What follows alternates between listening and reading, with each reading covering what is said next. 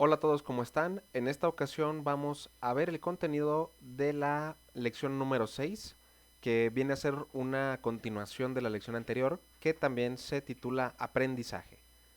En la lección anterior revisamos que aprender no es simplemente memorizar información, sino que también implica dar un significado y una utilidad a esos datos que adquirimos para que puedan considerarse conocimientos. Y esto fue de lo que hablamos la lección pasada. En esta sesión revisaremos una forma muy importante de aprendizaje, la cual se llama aprender por competencias. Vamos a describir en qué consiste este tipo de aprendizaje y también conoceremos diversas técnicas de estudio, esto es bien importante, con el fin de que encuentres aquella que mejor te acomode para que la puedas aplicar en tu vida cotidiana. Sí es muy importante tener una técnica de estudio que se adecue a nuestra forma de aprender, ¿sí? Ahorita más adelante vamos a ver cuáles son estas diferentes técnicas de estudio. Primero vamos a ver qué es aprender por competencias. En el contexto educativo, una competencia es la capacidad de actuar con base en la integración de conocimientos, habilidades, valores y actitudes.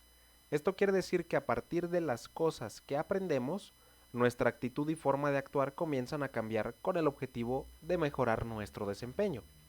Aprender por competencias consiste en integrar y relacionar todos los contenidos, habilidades, valores y actitudes adquiridos con la finalidad de dar soluciones a problemas que se presentan en nuestro entorno.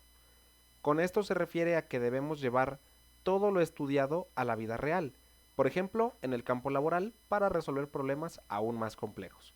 Esto trasladado, pues vaya, a un lenguaje que todos podamos entender, significa que lo que yo aprendo es mejor si yo comienzo a aplicar en mi vida cotidiana, ¿sí? Por poner un ejemplo, yo creo que más de uno nos hemos preguntado de qué sirve despejar la X de las matemáticas, ¿no? Cuando hablamos de ecuaciones. Este tipo de temas de matemáticas se llevan a otro nivel en la educación superior. Por ejemplo, en la universidad se llevan materias como cálculo integral, cálculo diferencial. Bueno, desde la prepa ya se llevan, pero en la universidad se complica un poco más porque hay materias que se llaman, por ejemplo, ecuaciones diferenciales, cálculo vectorial, que son materias que ya tienen una aplicación en el mundo real. Y es ahí cuando nos damos cuenta que todo como que cobra sentido. Em, por decir un ejemplo, yo que estudio química en la universidad, yo he utilizado el cálculo para poder determinar cuánto tiempo se tarda un virus en crecer, o sea, en replicarse y ser contagioso. Son cosas, em, bueno, que tienen que ver con química, pero bueno, dejando eso a un lado, esto es básicamente lo que es aprender por competencia, ¿sí? Así pues, entender por competencias implica saber conocimientos, ¿sí? Saber habilidades y saber valores y actitudes.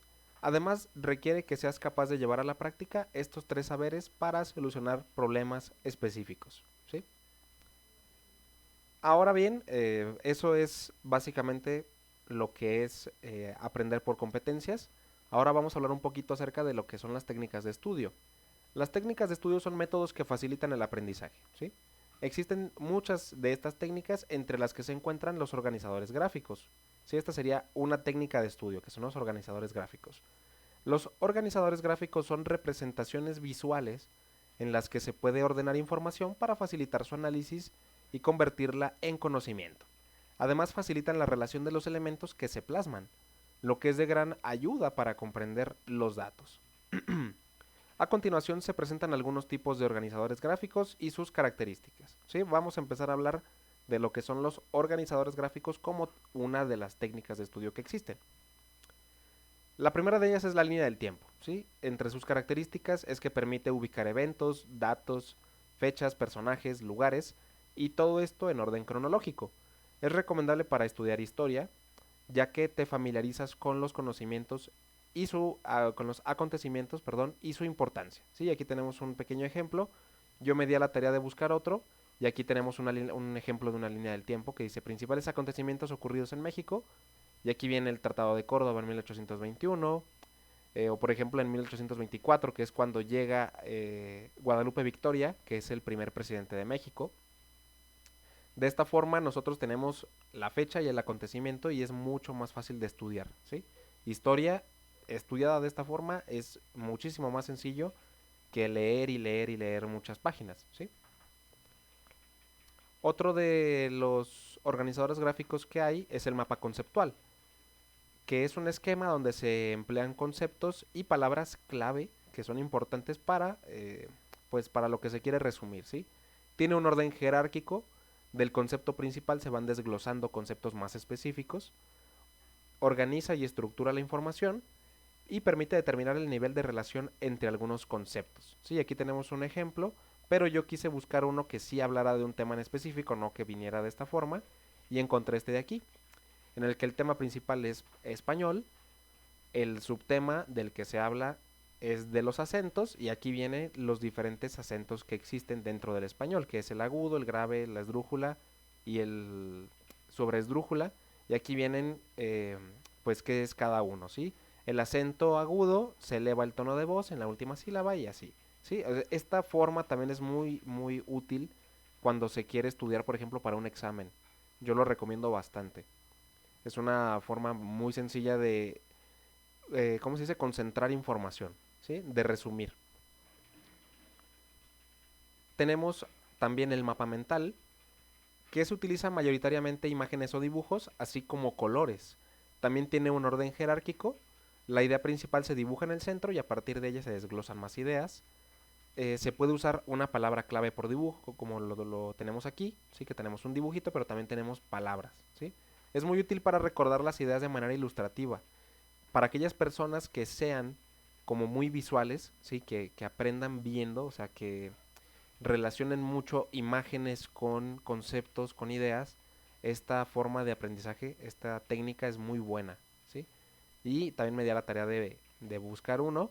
Dice ciencias de la cultura, está por ejemplo la filosofía, la economía, la psicología, la arquitectura, y aquí hay algunas imágenes, tal vez no se relacionan tanto, podría ser mucho mejor este de aquí, pero es simplemente un ejemplo, ¿sí? Bueno, tenemos gastronomía, y como imagen tenemos un plato, un tenedor, un cuchillo, ¿sí? Esto es muy sencillo de recordar, así que les digo, para aquellas personas que seamos como muy de este estilo, de que yo aprendo recordando imágenes, bueno, pues esta forma es ideal.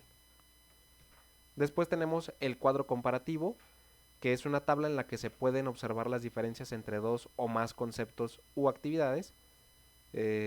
Resume las partes importantes de cada elemento comparado. Y aquí tenemos un ejemplo, tenemos a la ética y a la moral, sus semejanzas y sus diferencias. Esta también es una muy buena forma de estudio, yo la recomiendo también bastante. Después tenemos el análisis contextual, que yo creo que nunca lo he utilizado, o no bajo este nombre. Yo creo que esto más se refiere a una lluvia de ideas, porque dice, permite el análisis de temas, conceptos, acciones, actitudes, etcétera, como parte de un todo y no de forma aislada. Si es como si yo tengo un tema principal y yo comienzo a poner ideas, ¿no? Como un poco de todo, y ya teniendo esto se puede llevar a un organizador gráfico, ¿sí? Y tenemos finalmente la investigación del problema apoyado en otras disciplinas, que vendría a ser lo mismo, sí, también una lluvia de ideas, pero basándose en un problema principal, ¿sí? Analiza el tema a estudiar desde distintas perspectivas, el punto de vista ético, científico, social, ¿sí? Aquí yo entiendo que es básicamente igual que el anterior, una lluvia de ideas, pero aquí tenemos como tema central un problema y lo que podemos aquí plasmar son diferentes soluciones desde distintas perspectivas. Y con esto estaríamos terminando, chicos, bueno, ya no lo puse en presentación, se me olvidó. Con esto estaríamos terminando la lección número 6. Espero que haya quedado claro de lo que estuvimos hablando.